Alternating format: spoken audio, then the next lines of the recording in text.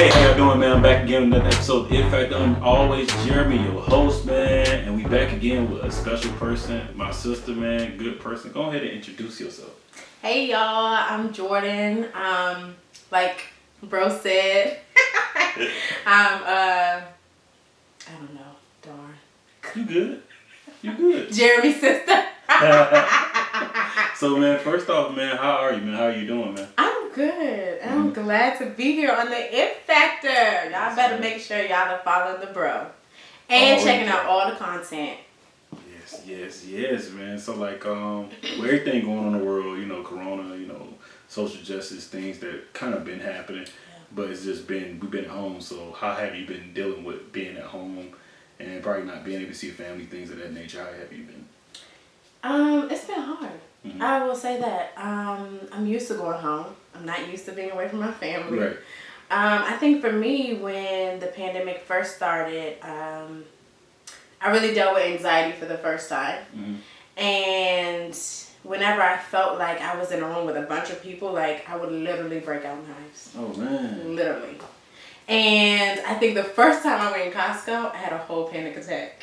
I was by myself. Like, It was terrible. But now, I have that under control. You know, I breathe. You know, I'm fine. I keep myself away because, you know, Atlanta's open. But yeah, as far as my family, though, like, having Christmas at home by myself was super new. That was really hard. And now, still not being able to go home. It's still hard. I feel it. But hey, it's going to work through that, man. It's going to work out. It's going to work out. So, man, tell me a little bit how it was. What went into your decision to want to attend Clark Atlanta University, man? How was it, man? How was the culture?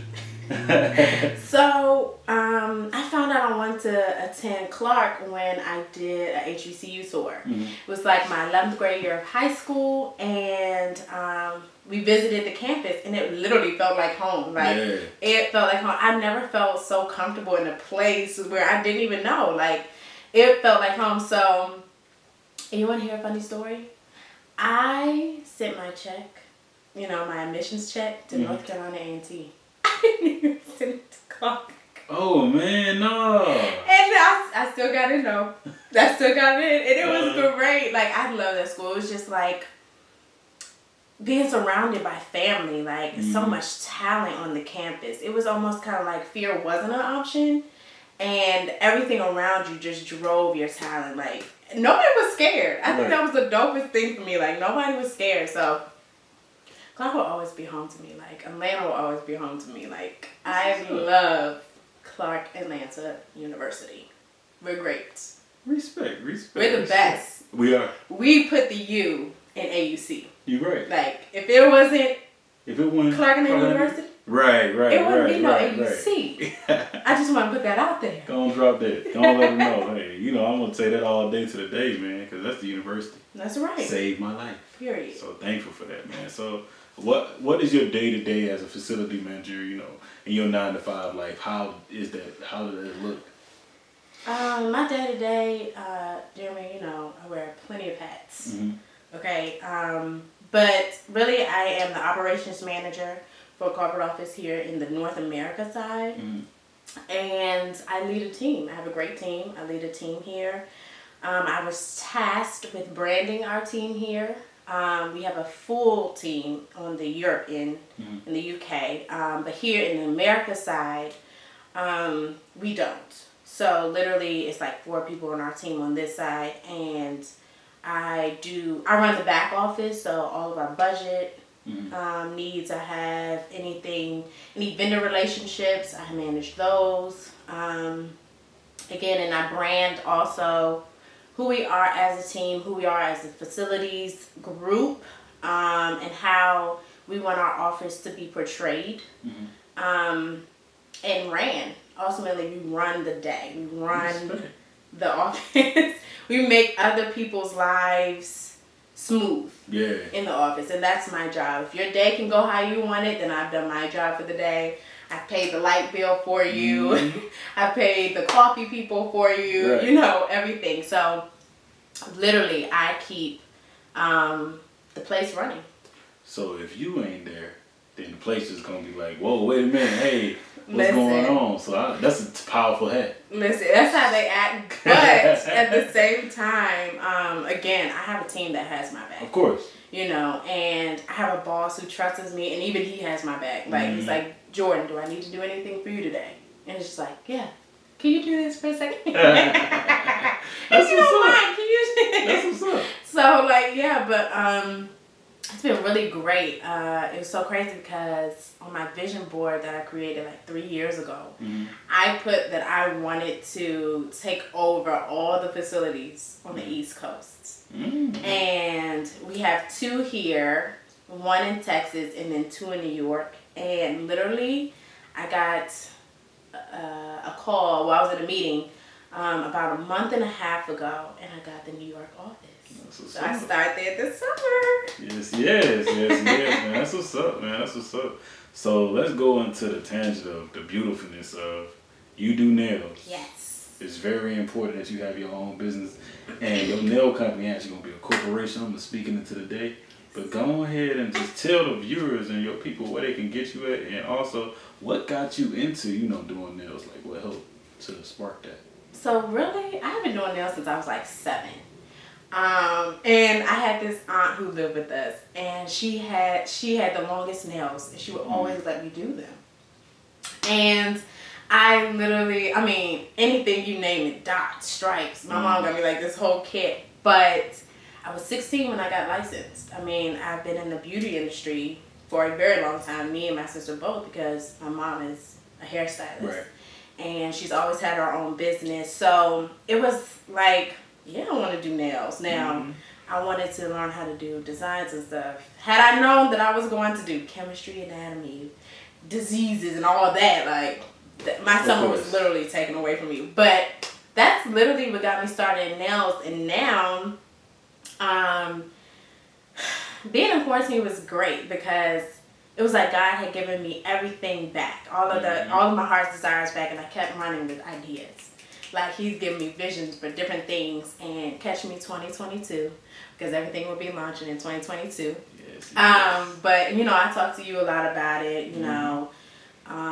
As far as opening up my own salon and then having my own polish line, which is in the talks, which is really great.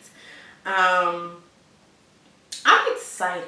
Like, that's something that I really love to do. I really love to do nails. Like, corporate is great, but nails is my therapy. That's your life. That's my life. Like, that's like my baby. For me, man. It's amazing, man. It's amazing to meet a person like you, of course, through my baby. But to see the person that you have evolved to, and to know it, I just know everything gonna work out. And to have people like myself and other people just to pat you on the back and say, hey, we can get this done. Let's figure it out. Let's find a way or make one. That's right. You know what else too? What I love the most about creating is that it has helped me tap into my friends. You know what I'm saying? And tap into their talents. Like, I have friends who do everything. You shoot. You got a podcast. I have a friend who does, more in depth in PR. I do the branding side, but they actually do the whole media side. And, we just bounce each other off. Bounce off ideas. Like, it's so dope. Like, and going back to Clark, those friends that I reach out to, more of the times they went to see you. That's right. And they're the people that you meet. So I'm so thankful for all of them. Like, that's amazing, man. So, Mr. Pounder, man, a big question, man. What's your it factor, man? Why you do what you do? Why do I do what I do? I love to make people happy. Honestly, if I make one person smile a day, that is my goal. Like, that's it. Like, I love to, because I'm a happy person, like, it's very rare that you find me mad, and if I am, it's probably about an hour and I let it go. But I just want to see people smile, That's what's up. You had a hard day. They call me therapist at work because, my desk is like for everybody. But it's like me and Courtney's room back in the day, in the dorms, like everybody would come to our room. But literally, I'm kind of like the balance in the storms. And so if I can make you smile, if I can give you some advice, if, I'm your peace in your storm, then, hey, I've done my job for the day. And that makes me smile. I'm proud when other people are proud. I respect that, man. That's a great it factor, man. I think it's a multifaceted it factor, man. So I definitely I can respect that. I can respect that. Yeah. And you know what else too? My creativity. Oh, of course. Is my it factor too. And I say that because it has literally opened doors for me that I didn't even know were there, you know? And so I just work off that, you know, anything that I have, I create. You know, it's like it is what allows me to be a better leader. It pushes me to see outside of me. You know, I'm creating for everybody else, but there's a little bit of me in there. Yeah. But then it's something back there. It's something in there for the person all the way in the back that doesn't want to say anything. You know what I'm saying? Like, I think that's my it factor too. You know, I find the smallest, quietest person in the room is like, how can I make you happy? You know what I'm saying? How can I represent you in this big world, you know? And that's amazing because I feel like you have to pull everybody in, and that's what we're here for, you know, to help one another. Absolutely. But also that person that's like, I don't know, I'm shy, it's like, let them know you can do anything. That's right. And I can help you do it, man. I like that I would say also with people we went to school with, it's so easy to get in touch with them, like, or reach out. And then growing up, I always wanted people like that I can like reach out with. I ain't got to talk to you every day. Yeah. But if it's like a month in the past, I'm like, hey man, so do this. Like my boy, he do editing. I ain't good at that. I can hit him up. He'll do it for me. Absolutely. Of course. And also, at first he wouldn't ask for on price. And I was like, all right, cool. But that's my best friend. Of course, I'm gonna throw him some bread, and it built the whole company. Right. So that's amazing how you can tap back in on that. So yeah, and you're nothing without people. You're right. You're nothing without people. That whole I can, it's me, it's mine. It's not a thing. It is not a thing because you need multiple ideas. If it was just you, it'd just be like, well, why don't you be the audience too? You know what I'm saying? Might as well. You're right. You're right about that, though. You're right about that. And it's a whole thing that I didn't know when I started. Like, it's like, okay, I started the show. What's going to happen? All right. People got to follow me. They got to like this. But if you have a family, man, if I got them 2 people that I know look at me all the time and reach out to me, that's going to mean more to me than multiple people that I don't know trying to reach out. Right. And also trying to reach out to random people when I know people. Let me get them first. Right. You know, so I have to build something before you. And if you building something, you can't do it without others, man. Right. Because it's only your community that keeps you. Right. You know what I'm saying? That keeps you on the up and up. That keeps you, you know, for everybody. That keeps you motivated. You know, those 2 people can learn so much. You know, and they're the people that's gonna say, "Hey, get at him, get at him. You need to listen, tune in, you know, follow. Right. You need to be on here. You know what I'm saying? Those are your people." You're right about that, man. So, like, what is your ultimate goal? Life goal. It can not be career. It can be life goal. My ultimate life goal. This was a hard question. Simply because I have a couple, but my ultimate life goal is to leave my mark in my world. And when I say in my world, I mean in the places that I'm able to touch. You know, I want my name to be remembered for pulling those up, you know, for reaching back and teaching, you know, to provide product and professionalism and honesty and integrity and things like that. I want to be known for that. You know what I'm saying?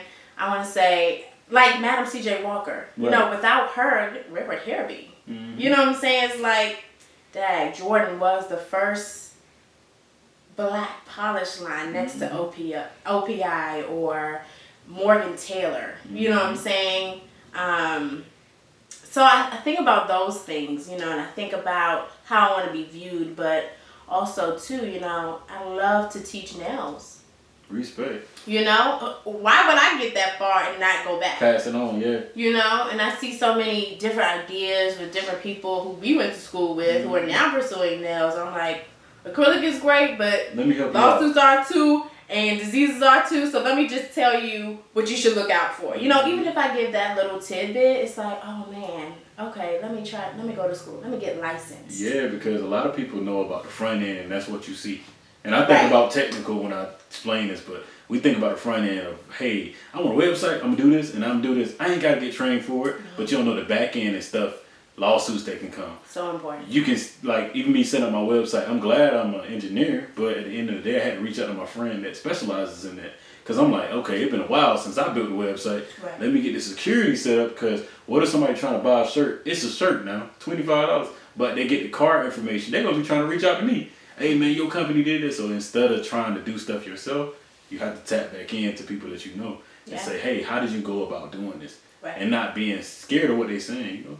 Right. A lot of people like to call it humble, but to be honest, man, it's just reaching out and not being scared of what the outcome going to be. And you know what else too? So many people are afraid to give their information of how they went. I don't understand that. I don't understand. You know what I'm saying? How does that help a community of people or the change you want to see somewhere? Like if I say, Courtney's hair looks nice, I'm going to know who you went to. Yeah. You know, I have some people who be like, oh, I'm not revealing my sources. Or I'm not revealing, you know, who my stylist is. Like, and one, you're taking money from them. Let's start there. But number two, you're hindering. And there's another generation after you. Like I think of Diddy and that whole line. And they're exiting. You know, they're making their mark, but they're exiting. And I can see millennials literally moving up. And it's important that we continue to allow people to move up because we can't carry it. Because it's going to come a time in a day where our name going to be marked. I ain't going to lie. It's going to be marked. Yeah. But why our name be marked and we ain't help at least 5 others to help 5 others and keep it going? Why would we keep it there? Yeah, I don't understand that. And that's what our community has to change. That's one thing I want to see change. Absolutely. And I am starting to be a part of that change. Absolutely. Versus just talking about it. I want to be about it. That's why one of my mottos is changing the narrative. That's because you change the narrative on the back end of saying, I can't do this. Hey, I can do it. Hey, let me look at this video real quick. Oh, he talking to her? Oh, I want to do nails. Or I may be a male that want to do nails and say, hey, how can I reach out? Like, I don't know how it feels. Like, I want to do it. Like, and they can talk to you and feel comfortable in going to do it. So in that, man, do you have any questions for me? If you could have one person on your podcast who would it be? You could have one person on your podcast, who would it be? One person. Anybody dead or alive? Anybody dead or alive. I wish I could have Malcolm X on the podcast. The reason why, I read his autobiography in school, and I love Frederick Douglass as well. But I said, man, I love Frederick, but I love Malcolm a little bit more. The reason why is that's his ideology of how he looked at the world and how coming to his death, how him and even Malcolm changed how they looked at certain things. Yeah. I just want to be able to have that conversation because I feel like if I had him on the show right now, man, it could answer a lot of the questions and things that we going through because history repeats itself. That's right. So a lot of things we were going through was the same thing that they both was going through leading up to their death, of course. But I would like to have him on there because I feel like I'm doing something that he would approve of type thing. So I definitely would love to have that on the show. Any other questions? Nope, that's all I got. That's it, man. Well, this is a good episode, man. How can they get at you, man? You know? You can follow me, Jordin, 2_ Jordi, 5 N's. So Jordin. And that's it, man. That's the it factor, man. Take it easy, sis, you know? Thanks, bro.